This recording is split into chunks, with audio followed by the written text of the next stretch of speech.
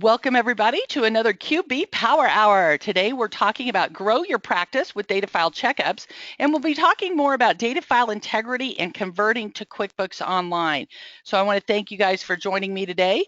Those of you that might be new to QB Power Hour, I wanted to let you know that this is a free webinar series that we normally do about every other Thursday, but sometimes we have special QB Power Hours as well. I want to make sure and let you know about the upcoming webinars that we have. Which QuickBooks is right for my client? On February 4th, we'll be talking about differences between QuickBooks Desktop and QuickBooks Online, how to do a needs assessment with your clients to determine which version is going to be right for them, as well as third-party apps that are available to fill in the gaps and help enhance some of the functionality for your clients. Then on February 18th, we're going to have an Intuit person who's joining us from Intuit Support or Care, and we're going to be talking about some of the top frequently asked questions on converting to QuickBooks Online and some of the problems and issues that people face and the calls that they get most frequently. And we'll also be doing a Q&A for you all to ask your questions and get those answered as well. So normally we do talk about both QuickBooks Desktop and QuickBooks Online and bring in third-party guests from third-party apps, or we talk about practice management, value pricing, things like that. So go ahead and join us for all these QB Power Hours and check out the archives as well for some of our past ones. So this is what we're covering today. We're going to go over just a few administrative details here, and then we're going to get into that growing your practice and how you can offer a free inspection doing a healthy file checkup. We'll talk about data file integrity problems, as well as how to fix those and what to do when you encounter things. And then we'll talk about preparing that data file for conversion to QuickBooks Online, and Woody's going to talk to you about how to actually convert a file to QuickBooks Online. So for those of you that don't know me, my name is Michelle Long. I'm a CPA with my own practice, Long for Success. I'm the author of several different courses for Intuit Academy, as well as 5 different books, including the QuickBooks and QuickBooks Online practice sets, how to start a home-based bookkeeping business, and more. Those are all available on Amazon if you want to go check them out. And thrilled to be an international trainer for Intuit. Actually, today I'm sitting here at the community college in the Kansas City area teaching QuickBooks to small business owners. I've been doing this since 1999 and I absolutely love it. So I'm glad to have you guys joining us today. Hector's busy with some clients today, so he's not able to join us, but I do have special guest Woody Adams from Intuit. I think a lot of you know Woody. Woody, you want to go ahead and introduce yourself?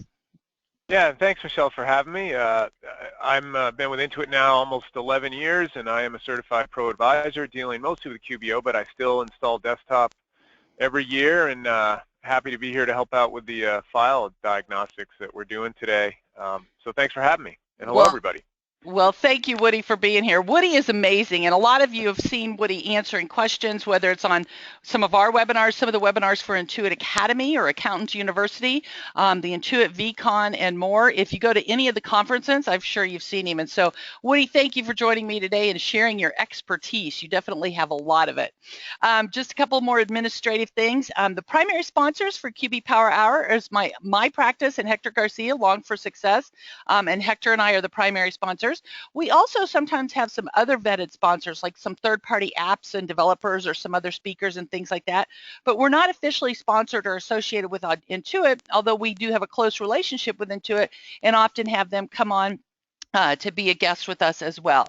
So little of that administrative stuff. For CPE purposes, if you need CPE, you have to attend this live webinar. You can't listen to the recording. You've got to be logged in for at least 50 minutes. And at some point during the hour, you'll get a CPE keyword. You need to write that down. So you write down the CPE keyword, and I'll say it 2 or 3 times, and Woody and I will talk while it's on the screen for a while, but it's probably only up there for a minute or so. So you've got to be paying attention. Then at the end of the webinar, we will give you a poll question and you answer what the CPE keyword is, then allow about 3 weeks to get your CPE certificate emailed to you. I also wanted to make you aware of some upcoming live events that are going to be going on that you might be interested in learning more. The Ultimate Accounting VCon, an online virtual conference that I co-host with Sandy Smith-Leva, that's coming up in May. Scaling New Heights this year is going to be in the Bahamas. Hello, people. This is a great opportunity to have a business trip and bring your spouse or your family and have a great time at Scaling New Heights in May. And then QuickBooks Connect, they've announced the dates for that coming up in the fall. That's in San Jose, and it's amazing. So I'd love to have you there. And I see somebody already asked the questions about what's the subject for VCon. And Don, we're doing some new content this year, but you know, Sandy and I always focus on things to help you grow your practice, and lots of good information on checklists and steps to do and things like that. So we'll have a full preview call on the virtual conference coming up soon. So let's get into how can we grow our practice with a data file checkup. How many of you have ever gotten something from your car service repair shop, like your Jiffy Lube or the Acura dealer or the Honda dealer or Toyota, and it says come in for a free 10-point inspection, and they're going to check your battery fluid and your windshield wiper fluid and this fluid and that fluid, and they're going to check things out for you to make sure everything's okay and maybe even top off your fluids, right? We can do the same concept with potential new clients or existing clients. Offer them a free 7-point checkup. This is something that you could do. It's going to take you maybe 15 minutes or less, but it's a great opportunity because what usually happens, and this is why the car places do it, usually what happens is when they get in there and they're looking at things, they'll be like, oh my gosh, did you know your battery's low? Did you know your tires need replaced? Did you know you need this or that? They usually will identify additional work from that free checkup. We want to use that same principle. Offer new clients or existing clients a free 7-point checkup to assess the health of their data file. And then what we can do, and I'm going to show you how to do this, and we're going to get into QuickBooks a little bit later. But first of all, you can look at data file integrity to see if there's lots of database fragments out there. There should be less than 10. And if there are a lot of DB fragments, then of course you can fix it. What about their data file size? Is it getting too large? Does it need to be reduced or condensed? What about the list limits? You can only have 14,500 like customers or vendors or total names. You can only have like 10,000 accounts, which if anybody had 10,000 accounts, that's a problem by itself, right? But you can check the list limits for them because if they're using QuickBooks Desktop for many years, there's a good chance those lists are getting really large. And QuickBooks doesn't give you a warning that says, hey, you're about to hit a list limit. Just all of a sudden, you won't be able to add a new customer or a new vendor because you hit your list limits. So being able to review that for them as well. Then also, you can quickly take a look at their financial statements and identify some problem areas. Look at undeposited funds. That's a common problem, right? They have growing undeposited funds, right? So taking a quick look to see if undeposited funds is clearing out the way that it's supposed to be. Are they doing the right process with their payments and their deposits? Looking at opening balance equity. That's supposed to be zero. Once you've finished setting up the data file, opening balance equity should be zero. And these are things that you can do in QuickBooks Online as well. When we're talking about reviewing the financial statements for some problems, opening balance equity should be zero. If there's a balance in there, you've got to go in and figure out why, what happened, and how are you going to fix it. Sales taxes payable. I've had so many clients who, when you're talking to them, they're like, yeah, we're paying our sales tax every month. Well, how come it looks like you owe $25,000? Because they write a check and they post it to sales tax expense. So that's a quick problem that you can identify, or problems with payroll taxes payable as well, or any other unusual balances. Do they have a negative amount in a bank account or a negative amount in a credit card account? Looking for things that are unusual that indicate a problem. And with QuickBooks Desktop, you can also use the tools that are available in Client Data Review to identify problems and help you fix them quickly and efficiently. So the idea is you offer a free 7-point checkup, and now is a great time as we're getting into year end and people are starting to think about getting their taxes done and stuff. Put it out there. Send an email to all your existing clients, post on social media. For the next month, we're offering a free 7-point checkup to assess the health of your data file and identify potential problems. And so what you can do is you take a look at this real quickly. You make a quick list. These are the things that we've identified. And, let's go in and try to fix these and identify what the problems are and how are we going to fix them. And that's what we're going to be talking about here today as well too, is how to fix some of these data file problems that you've identified. But this is a really good way for you to get new clients and help your existing clients and have additional services. So those of you that are wanting to grow and extend your practice, I encourage you to start doing this. I know several people that have, and it really has helped them to get new businesses from new clients and additional services for some of their existing clients. Okay, so hopefully that will help give you some ideas there. So now let's talk about some signs of data integrity problems. And Woody, feel free to chime in if you want to add anything in here. But when do you have signs that there's something wrong with the data file? Well, one of the things that'll come up frequently is missing names on the list. So you'll have your client will call and say, I'm trying to do something for Amy's, bird sanctuary, or for Christy Abercrombie, and she's a customer. I know she's on my list, but yet I can't find her. I can't see her. But if I try to add her, it says they already exist. So you have missing names on lists. That's a sign that there's some data integrity problems. A balance sheet out of balance. And what I think is really funny, and I just now saw that's balance sheet out or balance. There's a typo there. But the balance sheet out of balance, I first had a client who called and said that their balance sheet was out of balance. I'm like, no, that's not possible. You can't do that. QuickBooks doesn't let you do that. It's not, that can't be. And once I looked at it, I was like, oh my gosh, the balance sheet is out of balance. And come to find out, and this was back then, I don't know if this is still true today, a balance sheet out of balance is one of the top 10 calls to customer support every month for like a long time, because it's that common and it's that frequent that the balance sheet goes out of balance. And there's several things that can cause this to happen. And I think Woody has a link to a knowledge base article that he was going to post out there. Some of the times doing a credit a certain way can cause some problems. Doing journal entries in QuickBooks Desktop, there's several like bugs with that, where you could have the cash basis balance sheet be out of balance, but the accrual basis balance sheet might be okay. And so there's some bugs with journal entries in the desktop, and that's one of the reasons we always say don't do journal entries in desktop unless you absolutely have to. And that's true in QuickBooks Online as well, but you don't have that bug in online like you do in the QuickBooks Desktop. But that can cause problems with your balance sheet being out of balance.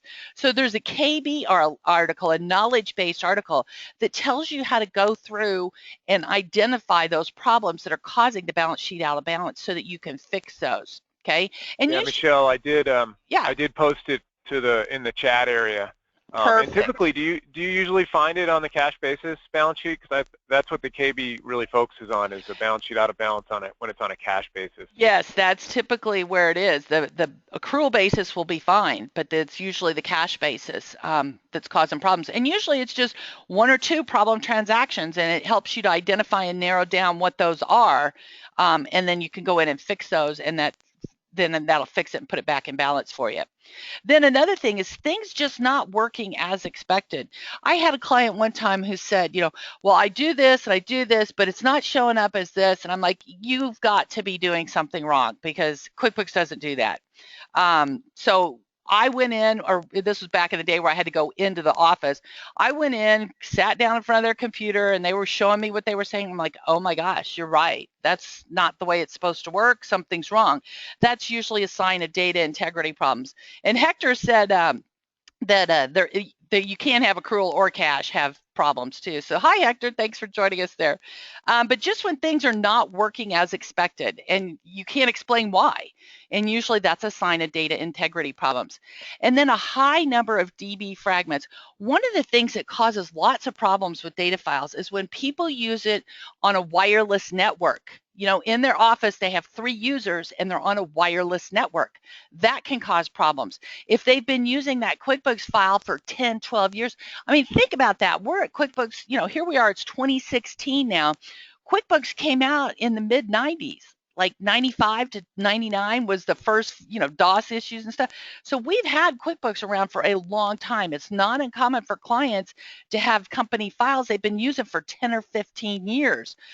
So that's one of the things to look at is the number of DB fragments. And I'll show you how to see that.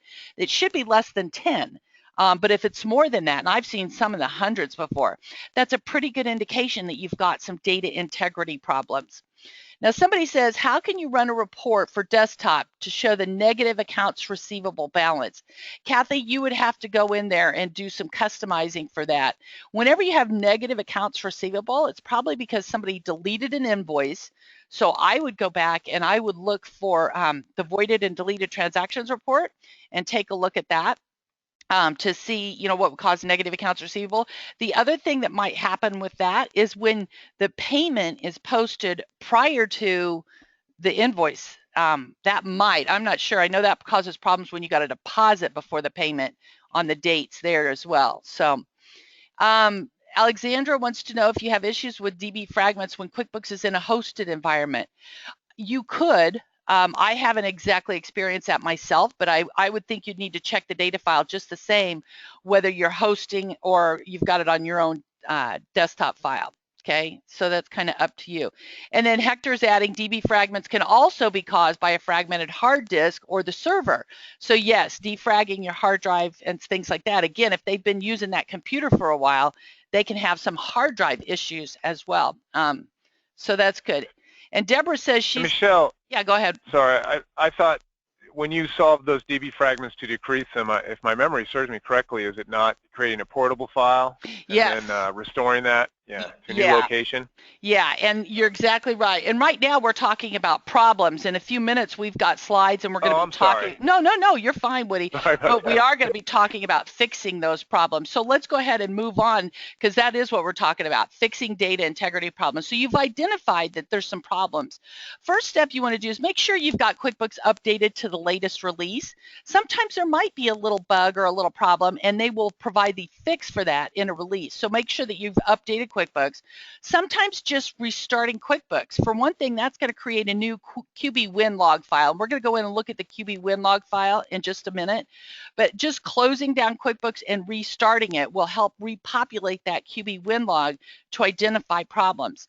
Then there's several different things that we can do for fixing data damage. We can resort our list, and I'm going to go in and show you these in just a moment. We can resort our list. We can create and restore a portable company file. Now, you can verify and rebuild, but what happens when you rebuild a data file, it fixes some things the first time you rebuild it, but it may not fix everything. So sometimes you have to actually rebuild it 3 or 4 times to fix everything, and rebuilding multiple times can actually cause some problems as well. So if you create and restore a portable company file, what it does is it re-indexes that data file, and it usually will fix a lot of those links and a lot of the DB fragments that you have. So you create a portable company file and then restore that portable company file. And some people, like Woody mentioned, putting it to a different location. That usually will fix some of the problems in one pass versus having to do multiple rebuilds. Then going in to look at the QB win log file, because sometimes everything still doesn't get fixed. The QB win log file will show you what the problem transactions or the problem customers or the problem list items are. You may have, sometimes if you have a special character in a name, like on your chart of accounts or on your customer list, sometimes that will cause problems. Sometimes there's just one particular transaction that's corrupted for some reason, and you have to delete that and re-enter that in order to fix it. So the QB win log can show you some of that. And then we also have the file doctor. So let me give you the CPE keyword here. CPE keyword is bald eagle. Do you see bald eagles around you? We live at the lake now, and the other morning, on Tuesday morning when I was leaving, I saw a bald eagle on the lake. He was sitting there trying to get through the ice to get a bird. He was hungry, or I'm sorry, get a fish. So bald eagle, they are big, huge birds, and I love seeing them when they're flying over the lake. We have 2 or 3 of them at the lake. They were there last year, and they're back this year. So bald eagle, write down bald eagle. Woody, is there anything you want to help about, discuss quick about identifying? Yeah. Go ahead. This is it's a great one too, and it's, you mentioned about some of the biggest calls or support or call drivers to support. 30 to 40% of all like data corruption a lot of times happens when you're doing verify rebuild across the network. like you have the file out on the server, and I'm sure you're going to talk about moving it locally to do a lot of this actual troubleshooting work or fixing, right? But I saw a question related to that. Yeah, if you're in a network environment, that is a best practice. You know, do this stuff in the evenings or when everybody's logged out and pull it down to your hard drive as opposed to having it on the server for trying to fix some of this stuff. So yeah, those are good things. Okay, so bald eagle. Let's go ahead and talk about some of these fixes, and this is more of a checklist for you all, and then I'm going to go into QuickBooks and show it to you. So when you have missing names on your list, you got customers or vendors that are missing, you might get an error message that you can't add that customer, but they're already there, but yet you don't see them on your list. The things that you can do to fix this, and again, I'm going to go in and show you these things in just a minute, is to resort the lists, which is a Control-L in the Payee field. I'll go in and show you this. And then you can also create and restore a portable company if the resorting of the list doesn't fix it. Then the balance sheet out of balance, again, this is fairly common, so don't get alarmed if you see that.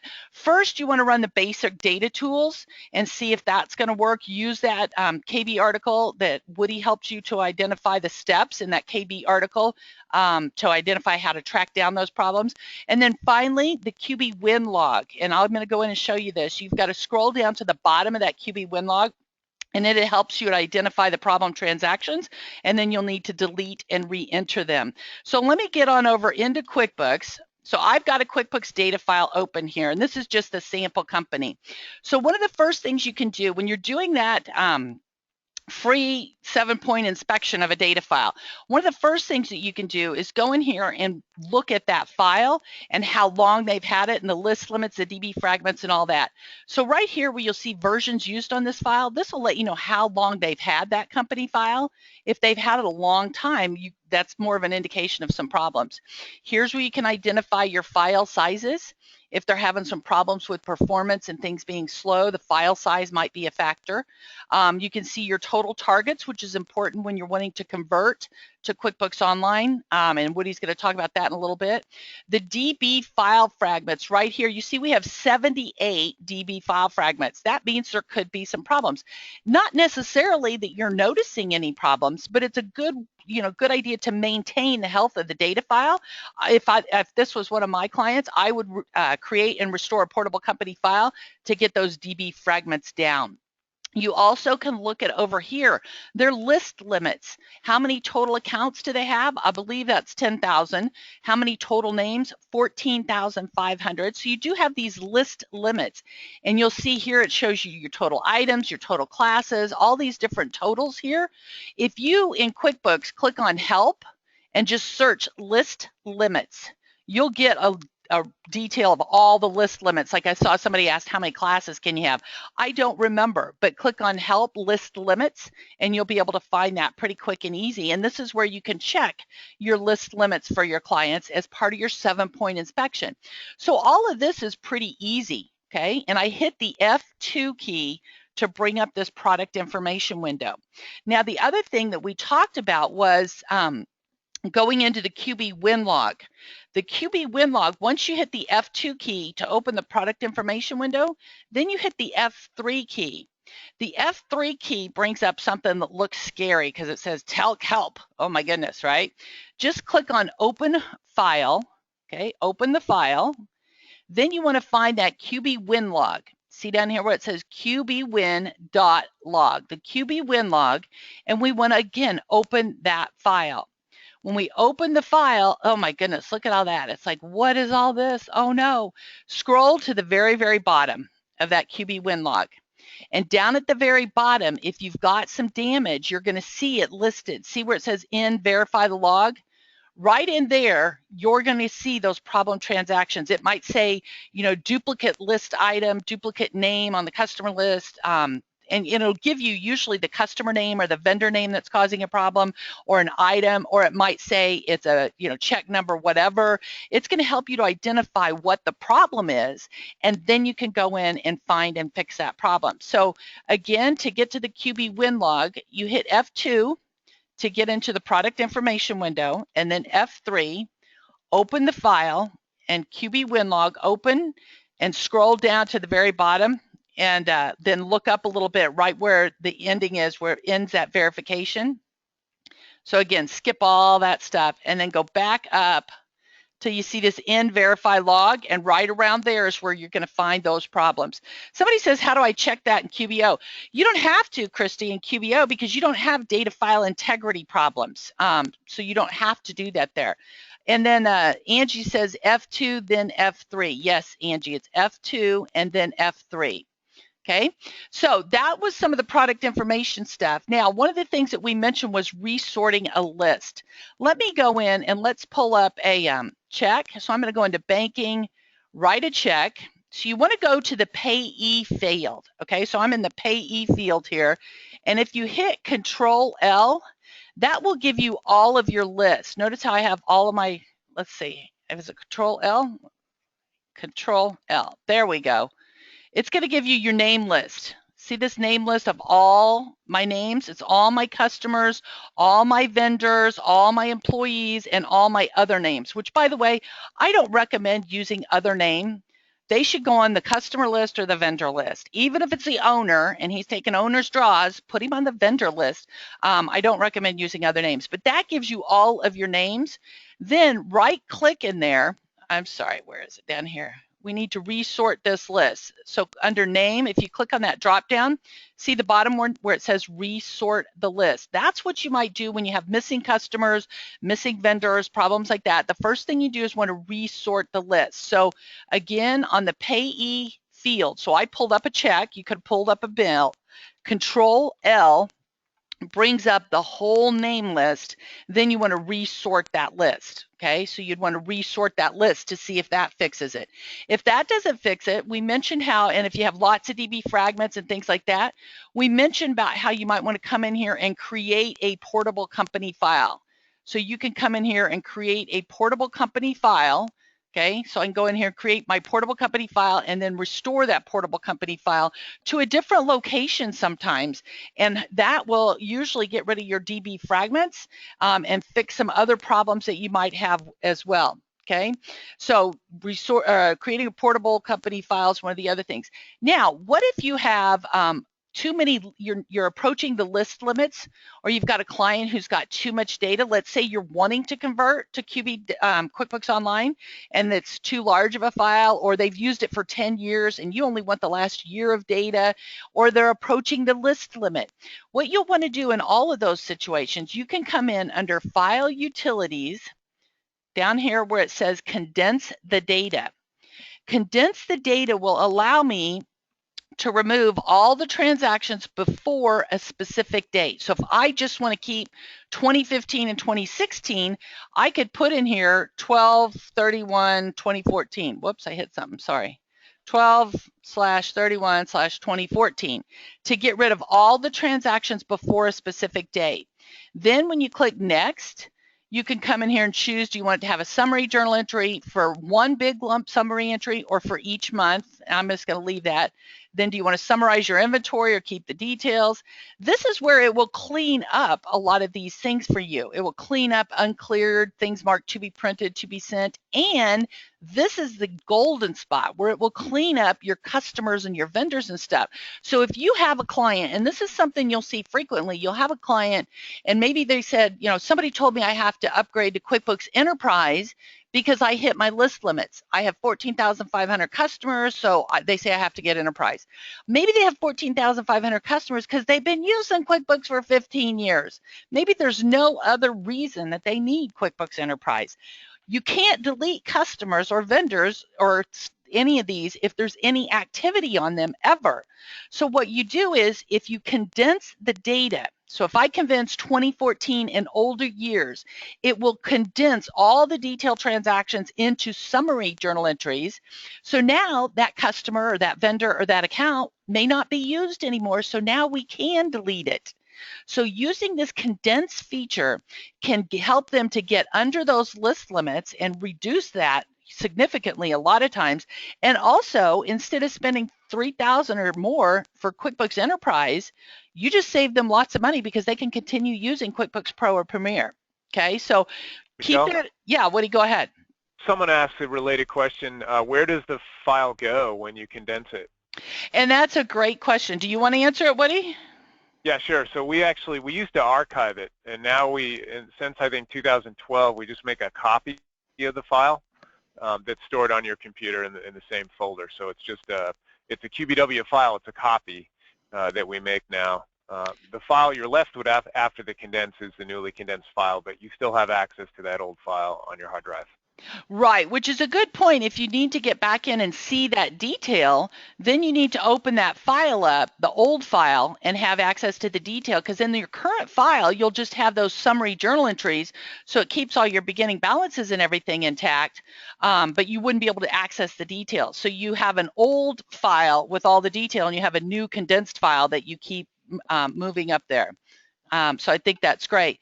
Okay, other questions. So yeah, that's a good way though. Using that condensed feature is a good way to clean up the list limits. It's a good way to get rid of old data that they just don't need anymore. If the data file is getting too big, so when you have list limit issues, data file that's too big, you want to convert to QuickBooks Online. There's no reason usually to convert 10, 12, 14 years of data to QuickBooks Online. Just convert like the last year or so. You still can keep the desktop file to refer to in the event of an audit, or if you need to do that or something like that. Okay, so keep that in mind. And Arthur says that he's asking about the portable file, that it doesn't have all the info of a full file, so restoring it will lose the data. Arthur, if you've got attached documents and some things like that, you do want to make sure that you have those. What I usually do is I usually copy the folder. If you're going to move it to a new location, copy the folder so you get all of those things with that. And if you do want to see exactly the details between a portable and a backup, again, go to QuickBooks Help. And if you search in there, portable and backup, it will give you all the details, because even a backup does not include all of the other little files like your attached documents and some things like that. So you do want to be careful with that there. And somebody says, are there file limits on QuickBooks Online? No, there's no file limits. How do I condense in QB Pro? You click on File, Utilities, Condense. Now, I don't recommend doing that in older years. 2012 or newer, yes. Older years, no, because it didn't work all that great and stuff. So definitely not in the older years. The other thing you can do with that condensed data, that's where we can create a period copy file as well. Instead of saying remove everything before a specific date, you can do the period copy file when you're in QuickBooks Accountant. Okay, QuickBooks Accountant, not QuickBooks Pro, not QuickBooks Premier Retailer, but in QuickBooks Accountant, we can create a period company file or a period copy file in the event of an audit. The other thing that you might want to do is, I've had some people say, I bought this new company, I want to keep using all the lists, but I want all the transactions out of there. You know, I want a new file with my customers, my accounts, my vendors, any other preferences, but I don't want the transactions. You can strip out all the transactions, but keep all your list and preferences intact as well. So those are, again, some services that you can provide for some of your clients as well. And Deborah says, is QuickBooks Accountant a special version that needs to be purchased to work with QuickBooks Pro Desktop? So Deborah, a lot of times people will join the Pro Advisor program, and it includes QuickBooks Accountant if you join the top level of the QuickBooks, the middle level now, I guess it is. The QuickBooks middle level of the Pro Advisor program includes QuickBooks Accountant. That allows you to work with Pro and Premier files from the same year or 1 year prior if you're using an accountant's copy. And that kind of stuff is covered in some of the certification courses as well. But there's a lot of additional tools like client data review and things like that that are available in QuickBooks Accountant. If you come up under QuickBooks Accountant, you'll see client data review. This is one of the things that you can also utilize these tools to help you identify problems in that desktop file as far as part of their checkup. Okay, one other thing that I wanted to mention to you is a tool that's called the File Doctor. If you've got some data file problems, under File Utilities, see in here where it says Repair File and Network Problems, especially in a network situation where you might have some problems and issues. This is a little tool that QuickBooks has called the QuickBooks File Doctor. Now, I'm not going to run through this. Woody did it a little earlier on a file, and he said it took like 8 or 9 minutes. So we're not going to go through and actually do this right now. but that can help you to find and fix when you have some file problems or network problems where you're not connected and things like that. Okay. Okay, so we've got some compatibility questions about if we use the account in 2016 and the client's using 2014, can we send a file back? You can't send the accountant's copy file back, but Woody, help me remember here, you can send back the journal entries, right? But how far back? Yes. Was that Yes. 2014 or 15? The send journal entries I thought was 13. 13, okay. 13. So you can do that, but right, accountant's copy you can go back 1 year, although there's limitations, you know, when you upgrade the prior year to the your new year in the accountant's copy file, you'd be limited to what you could do in an accountant's copy in the prior year. And you can send, so if we, in other words, if we enhanced anything, those changes wouldn't go back. So it's always still best, I think, to make it the same year that your client's sending you the file in, regardless. Yeah, and that's where if you're I think so. if you're working with lots of desktop clients, that's why most of us join the Pro Advisor program. So every year we get QuickBooks Accountants. So if they're using 2013, 14, 15, or 16, we've got it because we've got QuickBooks Accountants for that year as a Pro Advisor. So I'm going to show again how to get to the File Doctor. And then Woody, if you want to add some more things to what we've been talking about, that would be great. But under File Utilities, you'll see right here where it says repair the file and network problems. If you don't see that, you've got an older version of QuickBooks. Woody, you figured out, what was it? QuickBooks 2015 R4 or something? Yeah, in 14, starting with 2014 R5 and above, the File Doctor is right where Michelle's showing you under the utilities, and it's great for if you're getting any 6000 errors, H202, H505, H101 errors, where you can't actually open the file. You can even do this from the No Company Open window in the same place, File Utilities. I forgot what it said, repair and something. Yeah, That so you had. File Utilities, and it's repair file and network problems. So yeah, it's a great tool. It's a great tool. Okay, so let me and one go other ahead. thing I wanted to tie back to is the condensing. Remember, since I don't remember when we when we did it, maybe it was 14. It's all a blur now. But before you do a condense, we give you a report that you can run of what will not be condensed and why, so you know what you're up against before you actually condense the file. So look for that report and read it. It'll tell you why certain inventory things can't be condensed, because there's an open purchase order from like 2009 or something, and it literally gives you the path back for that. So that could help with the whole story before you actually do the condense. That's a good point, Woody, because that condense can take a long time. If you've got a big file, I mean, it can take hours. So you got to plan on just letting it go. And I know I used to get impatient and I would kill it because I thought, you know, it wasn't working, but it can take a long time. Definitely. And so here's some of the other tools that are available out there. And Woody, on the clean install and clean uninstall and reinstall and all that, I think you also had a KB article on that, didn't you? Yes, I just posted the File Doctor link to the chat room for all, and then I'll go ahead and post the reinstalling using a clean installation and what folders to delete so that, you know, it installs. That's if you're having, that's not really at the file level. Right. That's just if the program is corrupt, you've ruled it out. And Michelle, what is your old school test to make sure it's not the data file? Like, what do you do? Oh gosh, I can't remember. There was a key that you hit, so when you're starting QuickBooks, it starts without opening a data file. It was. No, I just meant you would test the scenario in a sample file, and if it fails there too, then it's not your data file, it's the program. So like, what bucket do you put in? Is it the actual QuickBooks program or is it the data file? I meant that. I'm sorry. No, that's fine. I do remember, though, when you were having some problems, there was something that we could hit so that it wouldn't open a data file at all. You know. Yeah, control key. Yeah, so I couldn't remember that. But yeah, there's all those little tricks too. So okay, so let's see. I think we've covered desktop pretty good. Woody, would you like to go ahead and get into preparing and talking about converting to QuickBooks Online? Some of this leads right into it. You know, we want to make sure we don't have any data file integrity problems, but before you try to convert, you also need to check that file size, and then sometimes you might want to condense the data. But Woody, do you want to go through and show them how you actually then can convert? Yeah, let me do that now. I'm going to change presenter to me.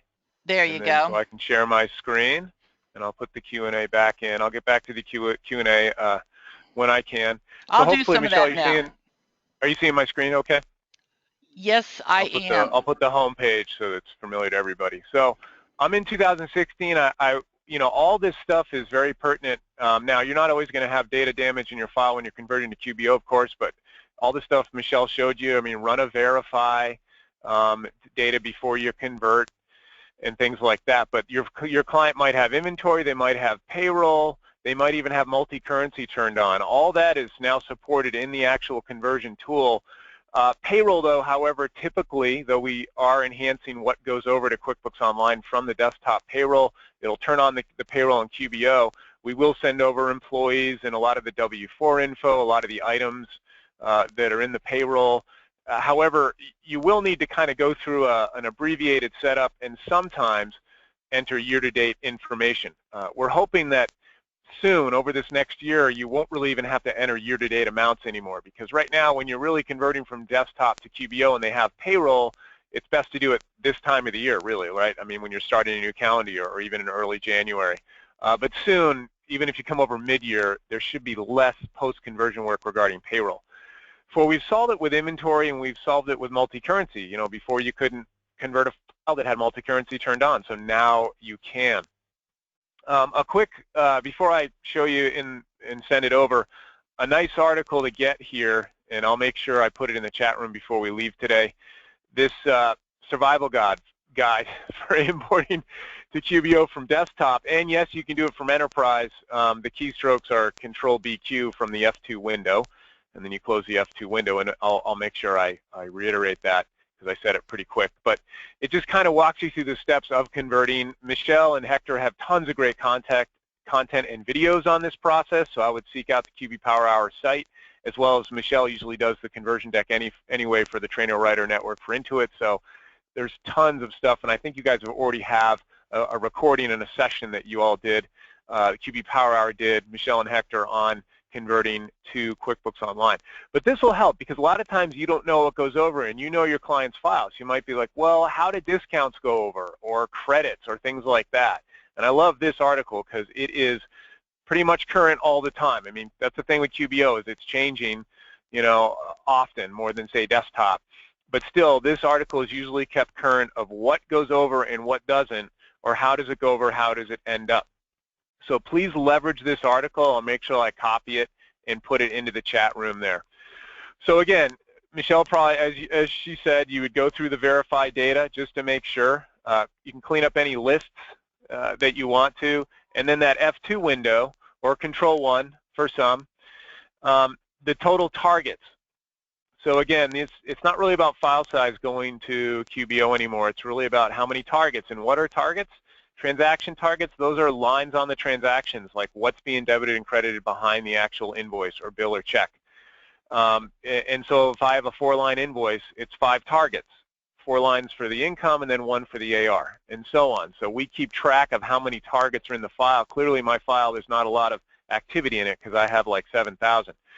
You want to have less than, at least at this time, I'm sure we are working on increasing the ceiling, without fully committing to you there, but right now it's 350,000 targets, which, though it's hard to equate to file size, it's probably, and maybe Hector can weigh in, or Michelle in the chat there, it's probably 300 megabytes is ballpark is what it would be, but every file is different, because you could have a huge file that just doesn't have a lot of lines on transactions, or vice versa. You could have a relatively small file with tons of lines on a transaction. So really it's about that. 350,000. So as long as it's under that, if it's over that, what would you do? Well, Michelle just showed you. You would go through the condensing as best you can to get it down under 350,000. And there's several third parties that can condense it beyond what our condensed tool in QuickBooks can do. And I totally am glad that Michelle encouraged you to do the condense using QuickBooks Accountant Edition. Everybody that's here today that has clients on desktop, you should be using the Accountant Edition, just for things like, as Michelle pointed out, the period copy, or different options in condensing that our pro clients or non-accountant Premier clients just do not have. All right, so I know that I'm well under the 350K, and under the company menu, I'm trying to think, Michelle, is there something else I'm forgetting on the pre-conversion checklist? I mean, do you run the accrual-based balance sheet and PL now? Yes, you should, Or, okay. because you definitely want to compare those before and after, but you'll still have this data file, so you still have it available. Yeah. It doesn't go anywhere; it's still there. So, but you definitely, like you just covered the targets and the condensed and all that. Okay. Good. Just I felt like I was missing something. So all right. So then now I know I'm ready. You know, and check that link. Right. What goes over, what doesn't, just so you know what to expect post conversion for the work that will be required. But just know that we are committed to making the post conversion work eventually as worry-free or hassle-free as possible. That is really the goal and what we're investing in from an Intuit standpoint. One of the things we're investing in, particularly around payroll. So export company file to QuickBooks Online. Now, it's going to open up this window where you're going to log in. This is a very important signpost for me, because what login are you going to use? Well, it depends who set up the QBO file. If your client has already set it up, they just went online, although that's not ideal. You want to really control the setup, adding it to QuickBooks Online Accountant, but sometimes you'll get just clients, new clients, maybe they came in for taxes or something else and they just happen to have QBO, or they want to move over to QBO, so they went online at QuickBooks.com and set up the subscription. So you'd use their email in that case, because the next screen is going to show me what QBO subs can I send it to. I have my QBOA here, and I already set up a file. It's called Current Rock 12816, which is today. You can add a client this way. It's just a little wizard you go through. I won't show you that because I'm sure you guys have seen that ad nauseum from, I'm sure, several sessions here with the Power Hour and QuickBooks Online Accountant, or maybe we'll do it, if you haven't, maybe we'll do it later.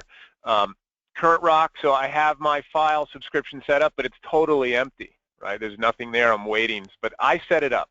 And if Hector is a staff in my firm, or Michelle is, because they're on my team, I think actually they both are.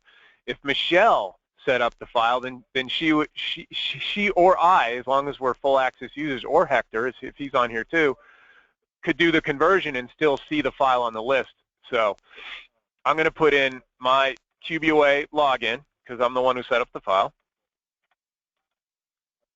So you log in here. Again, if the client came to you and they already had a subscription, just waiting for the desktop file, you'd put in their email. It's just important. And then you click sign in.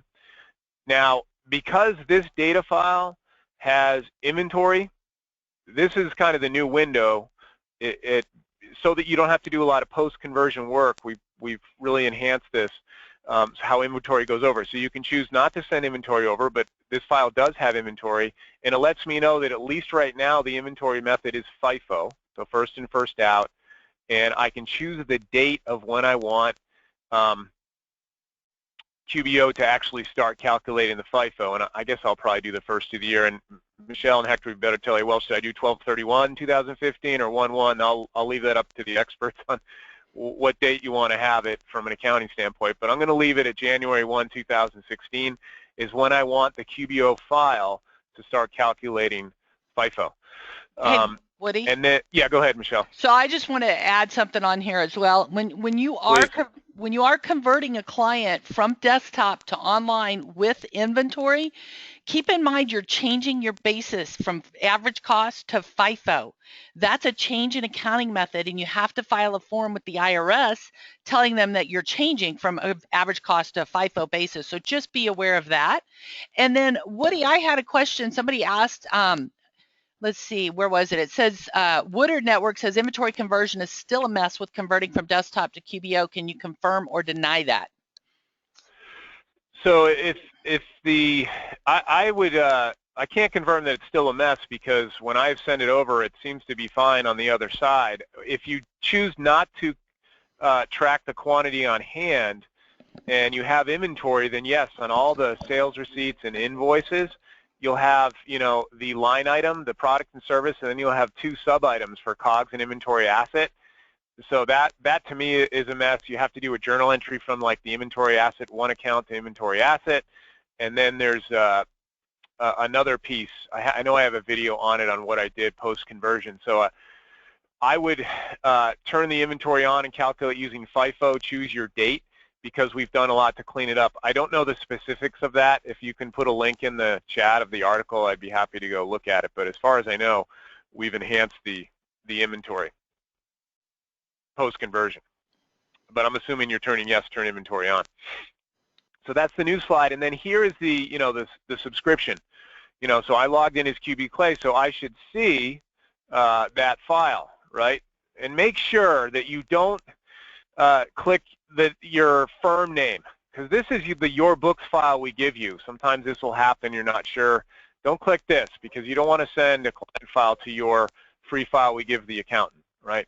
So make sure that you have named the file. Even though this is the QBO subscription is going to inherit the name of the QuickBooks desktop file. Even if I named it something else, like QB Power Hour, post-conversion, I'm going to see current ROC 12816, and I'll have to go into company settings and rename it. Not a big deal, but just so you know, when you're going to look for the file on your list, you're like, where's the file? It's going to inherit the name that's in the My Company of the QB desktop file. So I'm going to click the subscription, because I know that's what I created, and I typically try to name it whatever the name of the desktop file is. Right? I name the QBO subscription to match the name of the desktop file, because then it's less stuff I have to do. You can also create a new QBO company here, but that's going to create most likely a QBO Plus file, and it's going to create it at retail pricing. So you don't want to do that either, and your client doesn't want to do it. You guys really, you're the advisors. You want to kind of corral this kind of conversion process. Michelle, would you agree to you guys would want to control it?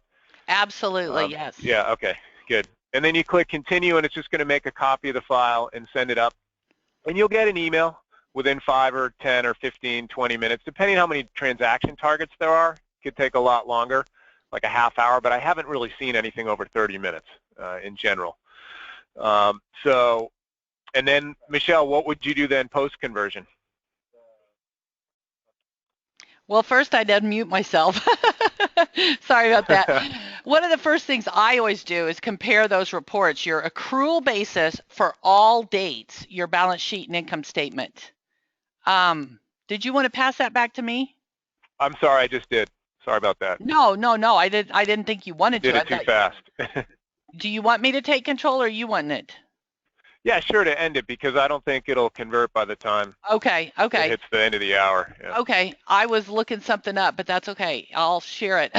So, yeah, once you finish that conversion, and thank you, Woody, for demoing that, but once that conversion's done, one of the first things to do is to run that balance sheet and that profit and loss for an accrual basis in all dates, just to make sure that's the first thing you check. And then you go check all your other things, like your detail AR, AP, things like that. So you'd want to check that. Now, I saw some questions about where do I find that survival guide and some things like that. If you just simply go to QuickBooks.com, and under the Accountants menu, see where it says Accountant Learn and Support, and also go check out the Pro Advisor program. There were several questions about that and the different levels and the different versions. There are 3 options now, so go in and look at that under the QuickBooks Pro Advisor program. And then Accountant Learn and Support. This is a great resource for you to access. Over here, you'll see under Accountant Resources, Moving Clients Online. That is a great thing to go in there, and you'll find lots of great resources there, as well as under Accountant University. Here's where you can find some training, as well as the Firm of the Future. I did a webinar series last month, and there's great webinars you can refer to out there as well. So this is where you can go in and find more information about moving your clients online. Plus, we're going to be talking more about this in some of the upcoming webinars that we have. I do see some people saying that they have to leave right at the top of the hour, so I'm going to go ahead and launch the poll question. That doesn't mean we're done, though, people. Don't leave. But let's go ahead and launch that poll question. There we go. All right, so now you guys should all be seeing the poll question right now, so you can see that. So again, I encourage you guys to go to QuickBooks.com. Under the Accountant menu, click on that Accountant Learn and Support, and you're going to find lots of resources out there. And then don't forget, Google is your friend. Just Google things, and a lot of times you will find the answer just by Googling it. You'll find somebody's article that they wrote, or a knowledge base article, or something like that. So check those things out as well. Woody, anything that you wanted to answer while we're doing this polling question? Oh, yeah, just someone asked when you're going back from QBO to desktop. I was just going to post a video on that. Can you do it? And it would support Pro, Premier, or Enterprise. In the rare instance you need to go back, you can, but you need to use IE11 until we actually build it in. I believe we are going to be doing that too, because ActiveX is critical. You have to be able to install ActiveX. So IE11 or 10, but I've found best experience converting back to desktop from QBO using IE11, and you have to have, well, ActiveX is still supported, so you wouldn't use like Windows Edge, you know, on the Windows 10 or something. Make sure you're using IE11. But I'll post that video for Very that, good. Michelle. And some other people were asking about some of the other links that we posted earlier during this webinar. If you will go to the GoToWebinar toolbar and click on File, Save Questions Log, you'll have those linked. You'd have to scroll up to look at those, or scroll down, whichever way you're looking at them. But those question logs, Woody posted some links earlier. If you do the File, Save Questions Log, you will be able to have those links there. So let's see. Let's see what else we've got here. Oh, Woody, another question that I wanted to ask that somebody else asked. Because now in just the last month or two, I can't remember when, now you can convert a desktop file that has multi-currency turned on. So the question came up, if you convert a file with multi-currency turned on in QuickBooks Online, can you turn it off? And I think the question is no, because just like in desktop, once you turn on multi-currency, you can't turn it back off. Is that correct, Woody? Right, yeah, and it even says that it'll tell you, hey, you can't undo this. Once it's on, just like with desktop. It literally is, Michelle, the exact same multi-currency module that is in desktop is in QBO. It just looks a little different, like most things in QBO. Actually programmed in by the same product manager who was over it that did it in 07 in desktop and did it in the overseas QBO, or the global QBO. Right, okay. Same dude, so yeah, so it should be if you're used to multi-currency in desktop, end-to-end, it's going to be the same in QBO. Okay, very good. Thank you for sharing that. And so I want to remind you all that on February 4th, and we have time for a few more questions and stuff, but on February 4th, the next webinar that we're going to be doing, we're going to be talking about which QuickBooks is right for you, my client, the differences between QuickBooks Desktop and QuickBooks Online, and which, doing a needs assessment with your client to help determine which one is right. I'll have a list of lots of different questions and considerations for identifying which QuickBooks is right for your client, but then also talking about third-party apps that can really help enhance the features and functionality. There's over 1,000 apps now that will integrate with QuickBooks Online, plus there's some that are still integrating with QuickBooks Desktop, but we'll be talking about these apps that help really enhance your features and functionality and things like that. And then on February 18th, we're going to have a frequently asked questions, problems that you're having. So start trying to convert clients to QuickBooks Online, and then plan on joining us for that webinar because we're going to talk about the frequently asked questions on conversion and problems and issues that people have. We'll have somebody from Intuit Support or Care who's going to be on answering your questions as well. So join us for those upcoming webinars. I know it's tax season, but this is the kind of stuff that really helps you right now at tax time. Don't forget to start offering your clients the free checkup to assess the health of their data file, and that can help you to grow your practice and get new services for existing clients and get new clients as well. Okay, so somebody's asking the data review, the client data review, do we fix all the other problems we saw on the list and data issues for free? No, Don. When you do a healthy checkup, so what I recommend is that you do a 7-point inspection or whatever you come up with. You don't have to call it that, but you do a free quick review of the health of their data file and identifying problems. And client data review can help you to identify unapplied payments and credits and payroll that was paid incorrectly, and it helps you fix it. But you identify problems and you tell them, hey, I've identified, here's some problems and issues. If you want us to fix it, this is how much it's going to cost. And sometimes they do want you to fix it, and you can use client data review tools to fix it quick and easy. That's where you want to do your value pricing. So you use that to help assess things. Somebody says, do you have a step-by-step document for the checkup? Renee, go back to that slide that I posted, and then I gave you kind of a list of the 7 things that you could check, and you could check other things, but that was kind of give you a starting point. Use that to give you kind of your checklist on what you would want to check, okay? Yes, so somebody says, good, inspect list issues and then tell them what it'll cost to fix it. Yes. So yeah, in QuickBooks Desktop, you've got the client data review tools that will help tremendously. And in QuickBooks Online, don't forget you've got some tools there as well, as far as reclassifying transactions, writing off old uncollectible invoices, and some things there as well. Okay. Somebody said this is extremely timely. My Chamber of Commerce puts out an email of business flyers next week. I can advertise this to over 1,000 businesses for 75 bucks. Awesome, Don. Don't forget to send me a nice thank you gift. No, just send me an email that tells me how it worked out for you. Tell me how many new clients you got and things like that, because I love these success stories. But you're right. This time of year is a perfect time to do that, because you've got people who are now wanting to get a fresh start for 2016. I'm going to do better. And they're getting ready for their taxes for 2015. So the next few months, this is prime opportunity for getting new clients and growing your practice. And that offering that free inspection definitely can help. So Amanda says, when is the webinar on which product is for clients and apps? Don't see another one listed until 2/11. Amanda, I'm sorry, I have not updated that yet, but February 4th is the next one, determining which QuickBooks is right for your client and third-party apps. And then February 18th, we're talking about, we have an Intuit support care person coming in who's going to be helping with some of the frequently asked questions on converting and other questions that you might have about which QuickBooks is right for your client and the differences between desktop and online, things like that. So February 4th, February 18th, I will get the website and the information updated soon. So Woody, any other things that you want to talk about or add or answer for anybody quick? No, this is great. Thanks for having me, and it was very enjoyable. I don't know if I'm going to see anybody over at, well, probably not, but I'm jumping over to the QBO cert to help out from 11 to 2 with Q&A there. So I'll see you guys Awesome. there. See you there. Well, thank you, Woody, and thank you everybody for joining us today. I really appreciate that. Hope to see you again on February 4th. I do have a group of people coming in here at the bottom of the hour to learn more about QuickBooks, so I am going to have to let you go today. But thank you all for being here and joining us, and I hope to see you on the next webinar. Thanks, everyone. Thanks, Woody, so much. Appreciate it. You bet. Take care. All right.